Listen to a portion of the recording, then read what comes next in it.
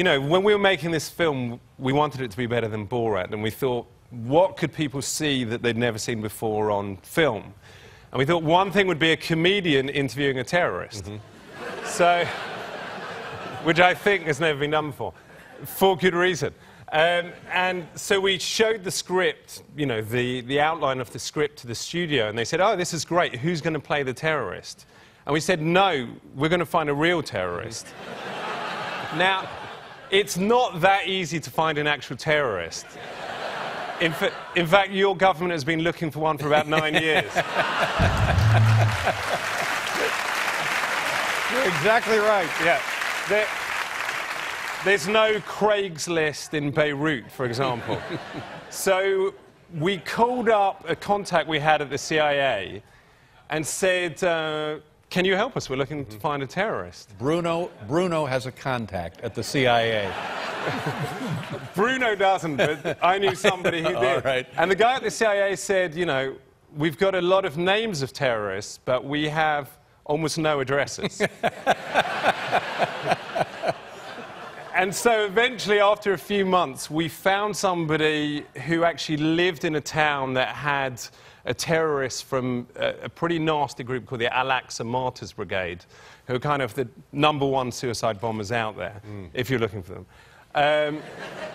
And he said, yeah, he goes, there is a terrorist who lives in my town. And so I said, great, you know, can we interview him? But I'm a little bit scared about reprisal attacks from the other people in your city.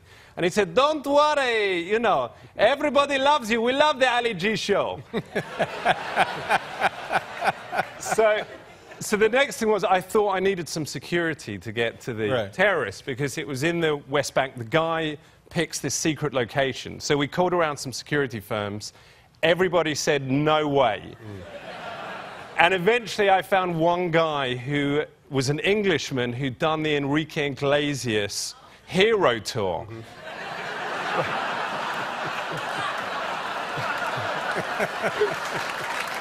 You gotta go where you gotta go. Wow. You know, his main job had been protecting Enrique from flying underwear. You know, I knew if it came to it, this guy would take a bra for me. So we get there, and I said, all right, listen, I'm a little bit scared that the terrorist and his bodyguards are going to be armed. So if they're armed, let's have a code word. You know, if they're armed, say that it's going to be hot weather.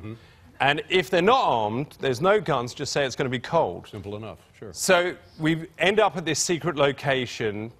The terrorist comes in with his bodyguard. They've been checked by my bodyguard. My bodyguard comes in, and I said, so what's the weather going to be?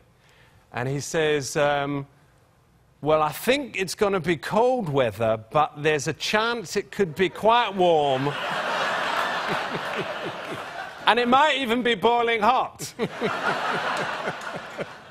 At which point the terrorist said, no, no, no, it is not cold, it is warm.